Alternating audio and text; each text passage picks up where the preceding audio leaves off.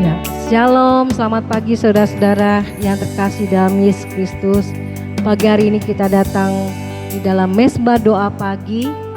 Mari saudara, kita akan berkumpul bersama mencari wajah Tuhan, memuji menyembah Tuhan Yesus. Kita percaya ada kekuatan yang baru, ada kemenangan di dalam hidup kita ketika kita mencari wajah Tuhan pagi hari ini. Sehingga kita dipulihkan hati kita dihidupkan kembali segala hati, jiwa, pikiran yang baik, sehingga kita boleh jadi berkat pada hari ini, sepanjang hari ini yang akan kita jalani dalam kehidupan kita masing-masing. Mari saudara, tanggalkan semua beban apapun yang kau rasakan hari ini, biarlah kita menghadap wajah Tuhan sehingga ada kekuatan yang baru. Mari saudara, kita berdoa. Bapa kami yang bertahta dalam kerajaan sorga, puji syukur pagi hari ini kami datang padamu Tuhan Yesus, menghampiri Tuhan tahtamu ya Bapa. Terima kasih Bapa kalau kami boleh layak hari ini Tuhan menghadap wajah-Mu, memuji menyembah-Mu ya Tuhan, yang ingin kami persembahkan pagi hari ini Tuhan di hadapan-Mu Tuhan. Karena kami menyadari Tuhan bahwa hanya Engkau yang layak untuk disenangkan, ditinggikan. Dan ketika kami menyenangkan hati-Mu Tuhan Yesus, kami membawa korban syukur, pujian, penyembahan kami. Kami boleh rasakan kuasa Tuhan turun atas kami, sehingga yang lemah dikuatkan, yang sakit disembuhkan, yang berbeban berat Tuhan berikan kelegaan, yang remuk hatinya Tuhan pulihkan, sehingga hati kami Tuhan, hidup kami boleh mengalami pemulihan, ada kebangunan rohani ketika kami menghadap wajah-Mu Tuhan. Ampuni segala dosa-dosa kelemahan kami yang kami lakukan dengan sengaja maupun tidak sengaja Tuhan, sehingga kami boleh berkenan di hadapan-Mu. Persembahan kami, pujian dan segala apa yang kami panjatkan untuk menyenangkan hati-Mu, biar berkenan padamu.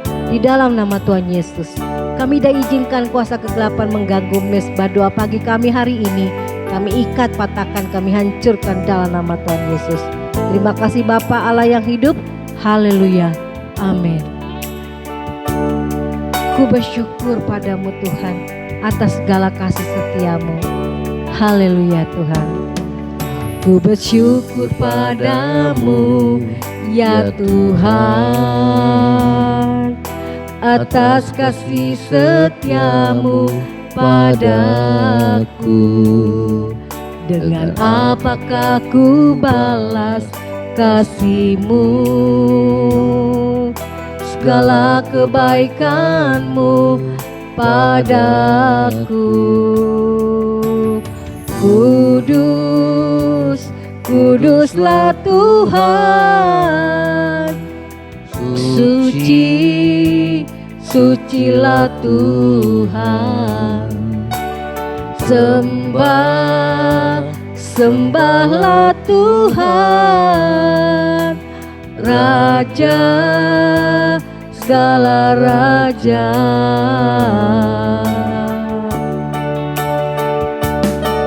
Kau yang layak dipuji dan disembah,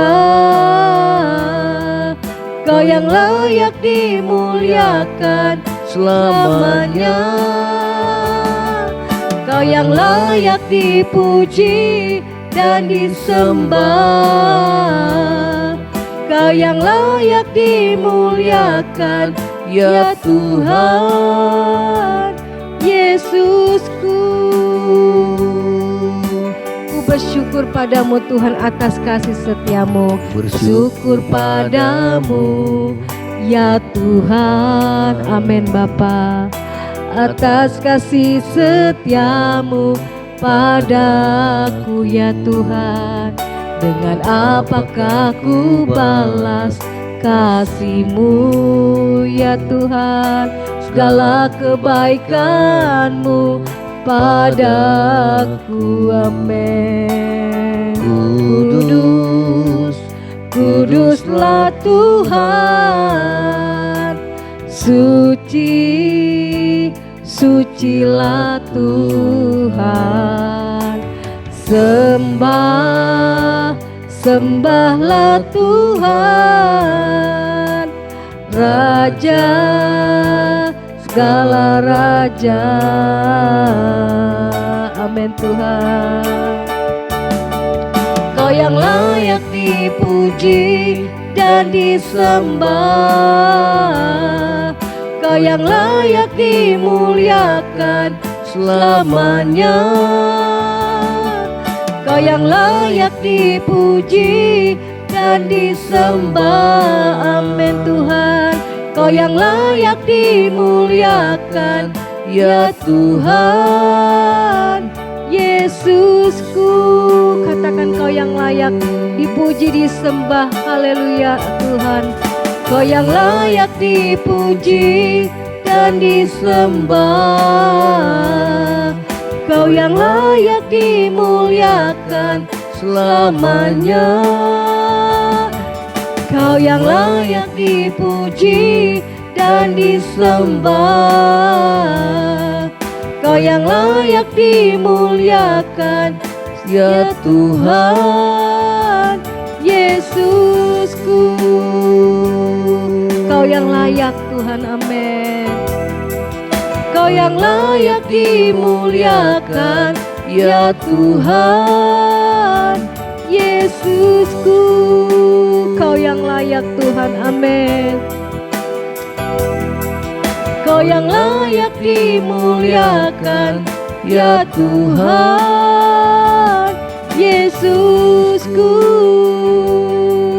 Haleluya Tuhan, Engkau layak dimuliakan, Engkau layak dipuji disembah. Terpujilah namamu ya Bapa. Haleluya. Oh terima kasih Tuhan Yesus, Engkau baik. Kau pulihkan hidup kami, Kau pulihkan hati kami. Tak ada yang sukar di matamu, Kau bangkitkan kehidupan kami dengan kasih-Mu, dengan kuasa-Mu. Yesus Engkau baik, yang lemah dikuatkan, yang sakit disembuhkan. Oh terpujilah namamu Yesus. Haleluya Bapa. Oh Engkau baik, Yesus Tuhan. Terima kasih Bapa. Terima kasih Tuhan Yesus. Pagi hari ini kami datang di hadapan-Mu. Kami memuji menyembah-Mu Tuhan. Kami mau terus hidup kami terus diperbaiki oleh Engkau Tuhan. Kalau ada dosa dan kelemahan kami Tuhan, ampuni kami Tuhan. Baik yang kami lakukan dengan kami sadar ataupun tidak kami sadari. Tuhan, betapa rapuhnya kami sebagai manusia. Kalau kami Tuhan, oh Bapa jauh daripada Engkau.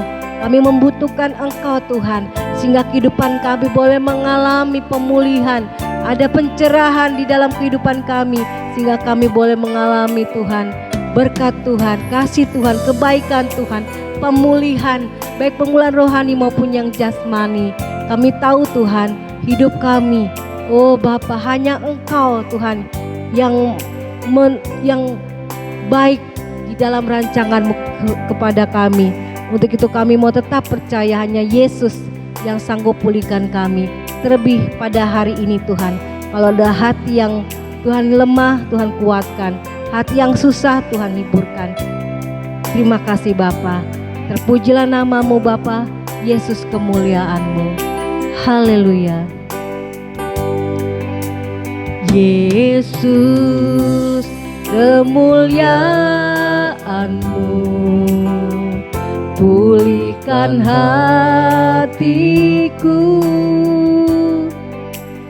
Yesus kemuliaan-Mu, amin. Berkati hidupku Yesus kemuliaan-Mu. Yesus kemuliaan-Mu, pulihkan hatiku. Yesus kemuliaan-Mu, berkati hidupku. Segala pujian syukur, segala pujian syukur bagimu. Kau hadir dalam hidupku. Kini ku datang sujud di hadapanmu, memujimu, selalu menyembahmu Tuhan, menyembahmu Yesus, ku menyembahmu. Yesus, kemuliaan-Mu, pulihkan hati kami, pulihkan hidup kami Tuhan. Yesus, kemuliaan-Mu, pulihkan hatiku. Yesus, kemuliaan-Mu, Yesus, kemuliaan-Mu, berkati hidupku.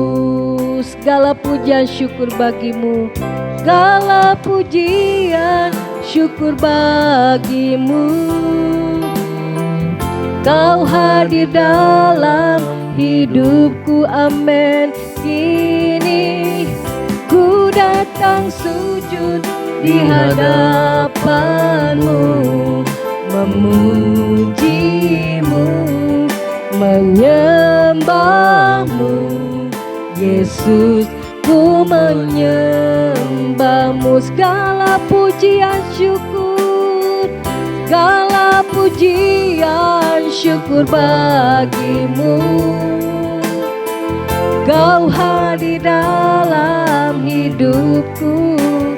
Kini ku datang sujud di hadapanmu, memujimu, menyembahmu. Yesus, ku menyembahmu. Yesus, Yesus, ku menyembahmu. Yesus, ku menyembahmu. Yesus, ku menyembahmu. Terima kasih Tuhan Yesus. Haleluya. Kita satu dalam doa. Bapa di surga, dalam nama Yesus kami mengucap syukur buat pagi hari ini. Kami siapkan hati kami, dengarkan firman-Mu. Segala kuasa kegelapan roh jahat yang coba mengganggu firman Tuhan disampaikan, dipatahkan di dalam nama Yesus.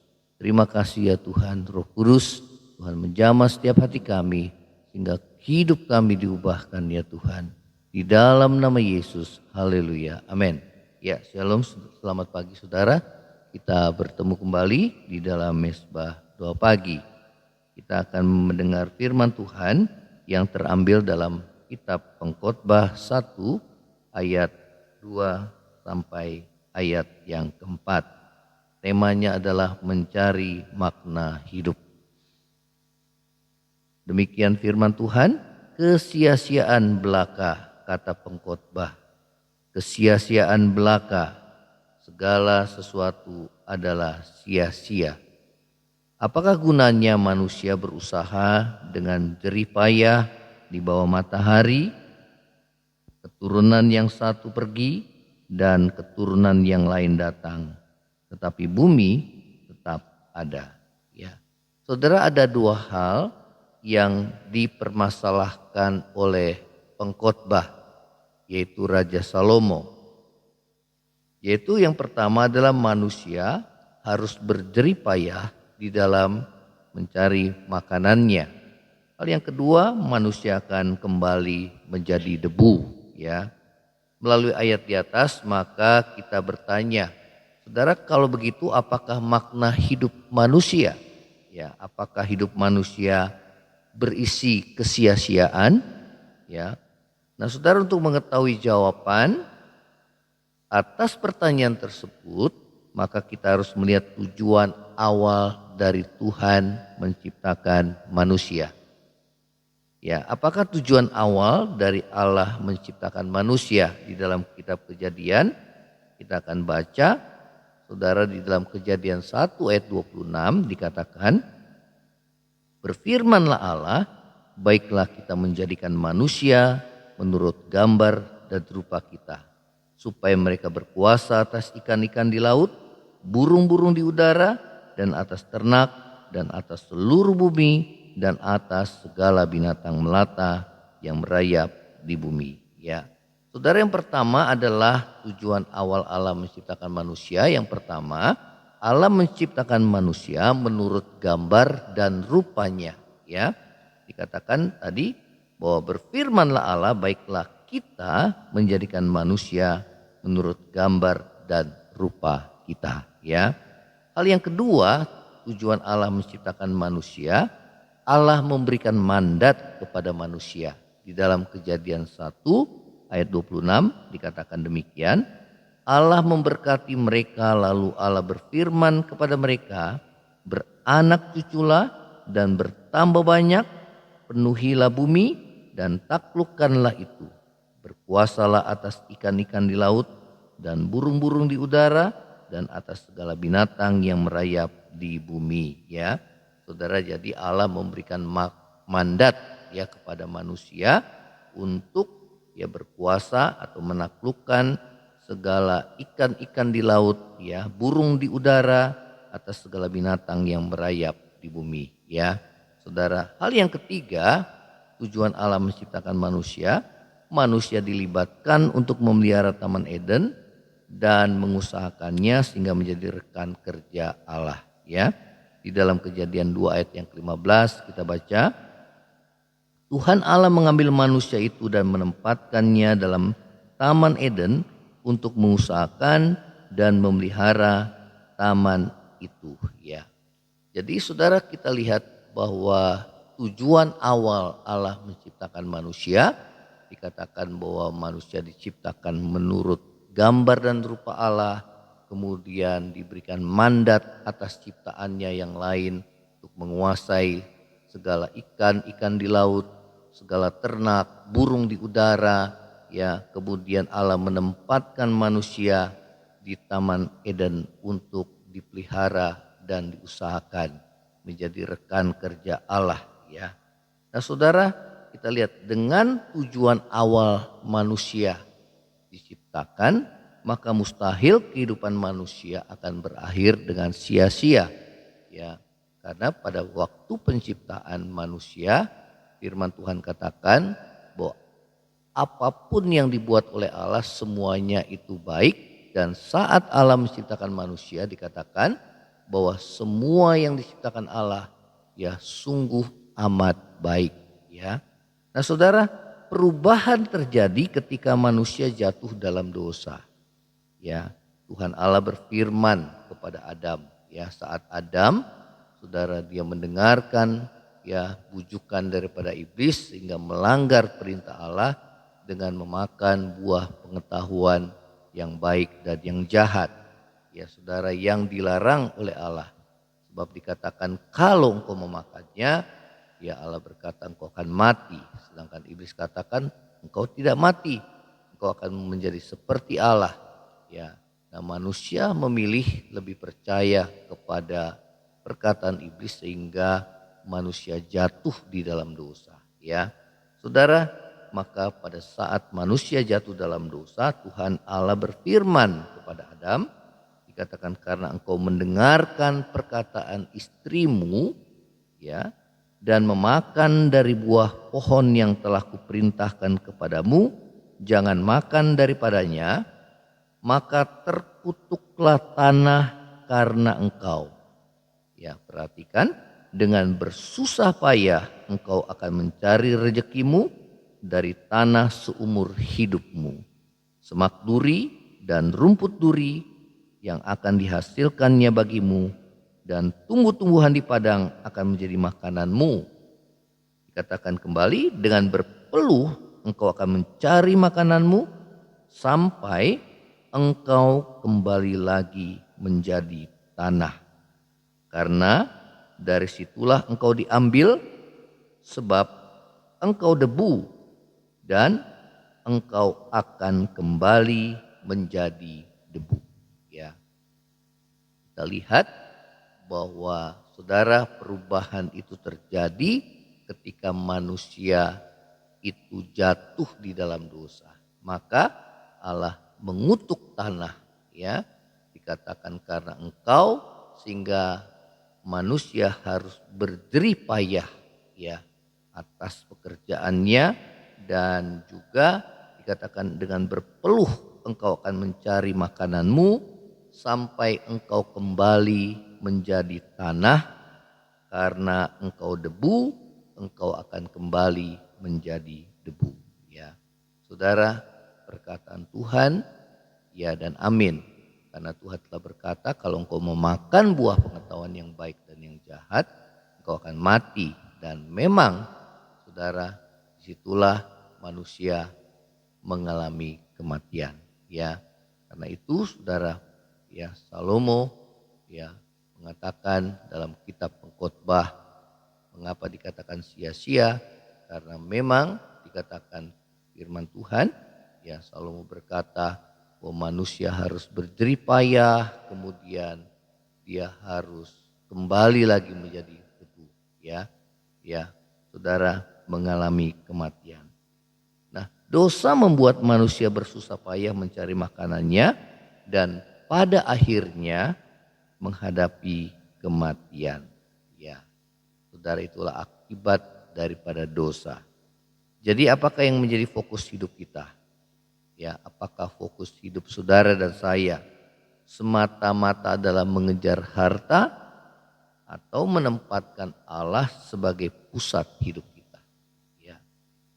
Kalau kita mengejar karena harta, Salomo, ya, dia adalah seorang yang sangat kaya, dia sangat terhormat, dia berhikmat, memiliki pengetahuan yang luar biasa.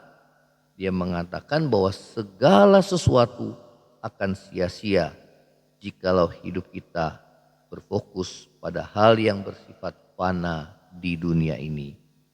Nah, saudara, kata sia-sia dalam bahasa Ibrani adalah hebel, yang berarti kesia-siaan atau kesementaraan, ya. Artinya fana atau bersifat sementara, ya. Jadi arti yang kedua itu lebih sesuai dengan konteks yang kita sudah baca, ya. Hidup manusia di bumi ini seperti uap, ya. Di Yakobus mengatakan demikian, yang sebentar kelihatan lalu hilang lenyap. Ya, kita perhatikan bagaimana kehidupan manusia di bumi hanya bersifat sementara, seperti uap yang sebentar kelihatan lalu hilang lenyap.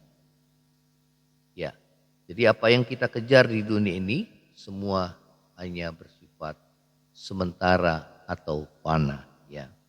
Nah, saudara, pada masa pandemi COVID-19 yang lalu kita melihat banyak orang-orang yang penting, ya, yang meninggal dunia. Ya. Orang-orang terhormat, orang-orang yang kaya, ya, mereka banyak yang mengalami kematian.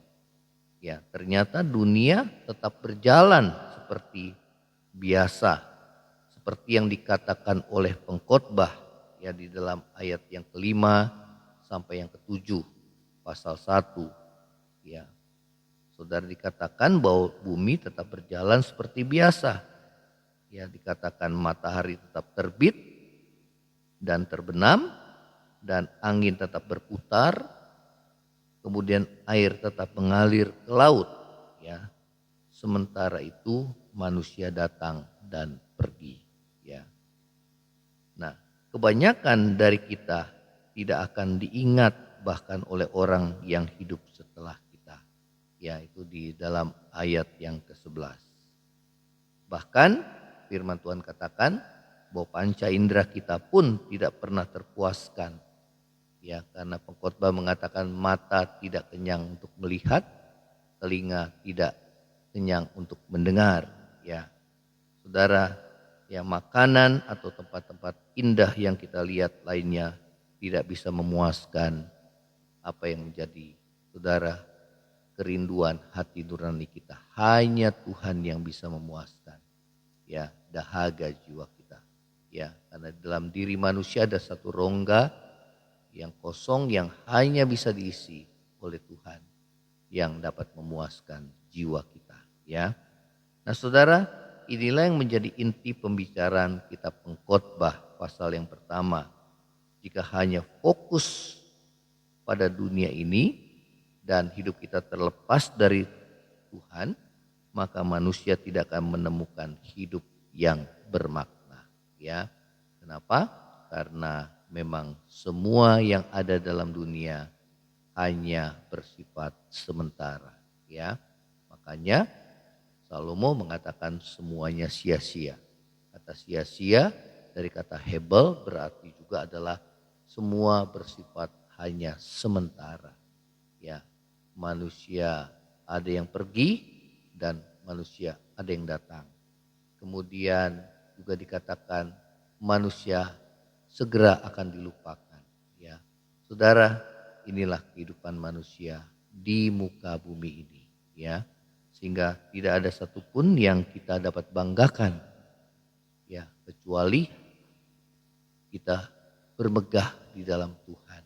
Ya, hanya Tuhan yang patut kita banggakan dan kita muliakan. Ya, nah saudara, lalu bagaimana kita dapat menjalani hidup ini agar bermakna? Ya, dalam dunia yang bersifat sementara. Yang pertama, firman Tuhan mengajarkan kita harus memprioritaskan Tuhan. Di dalam Matius 6 ayat 33 mengatakan, tetapi carilah dahulu kerajaan Allah dan kebenarannya, maka semua itu akan ditambahkan kepadamu. Ya, nah saudara, hidup kita bermakna kalau kita memprioritaskan Tuhan dan kerajaannya. Karena hal itu bersifat kekal. Ya, memprioritaskan Tuhan bukan mengabaikan urusan kita sehari-hari. Ya, tapi bagaimana Kristus menjadi pusat dari segala yang kita kerjakan. Tetap lakukan kegiatan kita dan panggilan hidup kita sehari-hari. Ya, tetapi lakukan semua sesuai dengan kehendak Tuhan dan untuk memuliakan nama Tuhan. Ya, jadi hal yang pertama kita harus memprioritaskan Tuhan dan kerajaannya. Ya, karena Yesus katakan carilah dahulu kerajaan Allah dan kebenarannya, maka semua akan ditambahkan. Ya, banyak orang mengejar sesuatu yang sia-sia. Ya, dia menganggap bahwa harta adalah tujuan hidupnya. Ya, kekayaan adalah tujuan hidupnya. Ya, saudara, kemudian pangkat, kedudukan adalah tujuan hidupnya. Tetapi saudara, mereka tidak mengerti bahwa semuanya itu hanya bersifat sementara. Dan kalau itu bersifat sementara, itu bukanlah tujuan kekal hidup manusia. Ya, tujuan hidup kita adalah memuliakan Tuhan, memprioritaskan Tuhan di dalam seluruh kehidupan saudara dan saya. Mengutamakan Tuhan, ya, kehendaknya, apa yang Tuhan mau dalam hidup saudara yang kita dapat lakukan dan kita kerjakan. Sehingga hidup saudara dan saya berkenan di hadapan Tuhan. Karena kita sadar bahwa selama hidup kita di dunia ini, saudara, kita harus melakukan apa yang menjadi kehendak Tuhan. Ya, karena kita, saudara, memiliki kerinduan. Ya, satu kerinduan yaitu Yerusalem baru. Disitulah saudara dan saya akan tinggal bersama dengan Tuhan selama-lamanya.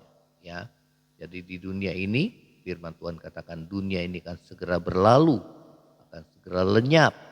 Itulah sebabnya Tuhan akan menciptakan langit baru dan bumi yang baru, di mana tidak ada lagi kematian, ratap tangis dan air mata.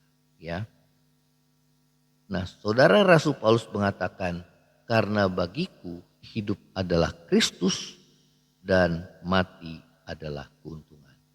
Itulah tujuan hidup orang percaya, ya, bahwa hidup kita adalah Kristus, kehendaknya, saudara. Apa yang menjadi kehendaknya di dalam hidup kita, perintah-perintahnya yang harus kita lakukan, ya, saudara. Kemudian contoh kehidupan, keteladanan hidupnya yang harus kita teladani dan kita contoh, sehingga hidup saudara dan saya, ya, dapat memuliakan Tuhan, menjadi berkat. Ya, nah saudara, hal yang kedua, bagaimana hidup kita dapat bermakna. Yang tadi bagaimana kita memprioritaskan Tuhan sebagai tujuan utama dalam hidup kita. Memuliakan Dia, mengagungkan, ya. Karena hidup kita berasal daripada Tuhan, maka kita hidup memuliakan akan Tuhan. Hal yang kedua adalah kita harus menjadi berkat bagi sesama. Dalam Filipi 1 ayat 22 mengatakan, tetapi jika aku harus hidup di dunia ini, itu berarti bagiku bekerja memberi buah. Ya, inilah kehidupan yang bermakna. Hidup menjadi berkat bagi sesama selama kita hidup di dunia yang fana ini. Rasul Paulus mengatakan demikian di dalam surat Galatia 6 ayat yang ke-10. Karena itu selama masih ada kesempatan bagi kita, marilah kita berbuat baik kepada semua orang, terutama kepada kawan-kawan kita seiman. Ya, saudara, inilah firman Tuhan. Biarlah firman Tuhan boleh menjadi berkat dalam hidup saudara dan saya, di dalam kita menghayati kehidupan kita, supaya hidup kita boleh bermakna, kita memiliki tujuan hidup yang benar, yang sesungguhnya, yang sejati. Ya, kita boleh mengejar bukan hal yang fana, ya, walaupun memang kita membutuhkan uang, ya saudara, andai kata pun Tuhan berikan kita kekayaan, itu pun juga atau harta, kita juga gunakan untuk kemuliaan Tuhan dan untuk berbagi kepada sesama. Ya, selama hidup kita di dunia yang singkat ini, ya. Saudara, inilah firman Tuhan. Biarlah firman Tuhan menjadi berkat dalam hidup saudara dan saya. Kita akan tundukkan kepala. Bapa di surga, dalam nama Yesus, terima kasih buat firman-Mu Tuhan. Terima kasih, celikan mata rohani kami, agar kami dapat melihat, memandang seperti Tuhan melihat dan memandang kehidupan ini, ya Tuhan. Supaya kami mengejar bukan hal yang fana yang ada dalam dunia ini, tetapi yang paling utama adalah Engkau, ya Tuhan. Sehingga hidup kami boleh menjadi berkat bagi banyak orang. Terima kasih ya Tuhan Yesus. Terima kasih Tuhan, di masa-masa kehidupan kami di dunia ini, pakai hidup kami menjadi alat-Mu Tuhan. Sehingga hidup kami boleh memuliakan nama Tuhan, menjadi berkat bagi sesama, mengutamakan Tuhan lebih daripada apapun yang ada dalam dunia ini. Berikan kepada kami hati yang mengasihi Tuhan dimanapun kami berada, supaya hidup kami boleh menjadi berkat dan menyenangkan hati Tuhan. Terima kasih Bapa di surga, terima kasih Tuhan Yesus. Berdoa yang lemah Tuhan kuatkan, yang susah Tuhan hiburkan, yang sakit ulurkan tangan-Mu untuk menyembuhkan di dalam nama Yesus. Demikian juga yang kekurangan Tuhan, Kau yang membuka pintu langit-Mu untuk memberkati setiap kami anak-anak-Mu, ya Tuhan. Terima kasih Bapa di surga. Terima kasih buat kebaikan, anugerah dan kasih setia Tuhan di dalam hidup kami. Terima kasih Tuhan. Saudara, angkatlah hatimu dan terima berkat Tuhan. Kiranya berkat kasih karunia dari Allah Bapa, cinta kasih yang kekal dari Tuhan kita Yesus Kristus, penghiburan, pertolongan dan penyertaan Roh Kudus menyertai saudara dan saya mulai hari ini sampai Maranatha, Tuhan Yesus datang pada kali yang kedua, bahkan sampai selama-lamanya. Yang percaya sama-sama katakan amin.